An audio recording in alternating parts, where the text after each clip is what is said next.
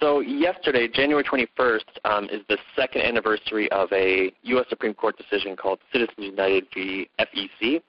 And in that decision, a narrow majority of the court, of the U.S. Supreme Court, held that the First Amendment prohibits the U.S. Congress from limiting the amount of money that corporations can give to elections through independent, quote-unquote, independent expenditures.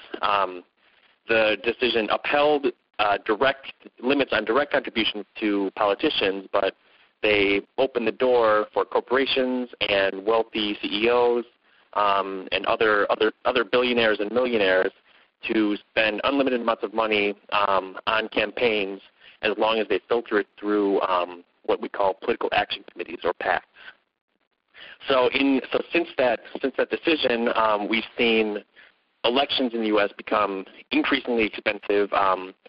Hundreds of millions of dollars are being spent, and we're seeing that politicians are becoming indebted to the people who can spend money to get them elected, and that's a real problem. So because the U.S. Supreme Court hinged their decision on the First Amendment, saying that corporations are people, and because they're people, the First Amendment protects their freedom of speech, and if you define money being spent in elections as speech, corporations are protected from spending unlimited amounts of money on speaking through elections. So essentially, the only way to really reverse the impact of the decision is through a constitutional amendment. So there have been a few different types of constitutional amendments floated.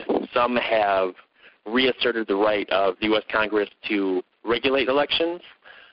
Others go a little bit further and declare that corporations are not people, that they're not entitled to the same constitutional protections as living, breathing human beings.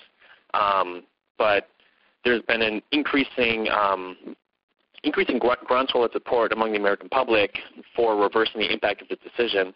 But it's a conflict because the politicians who are in power right now are still indebted to the people who are able to spend all this money on elections because of this decision.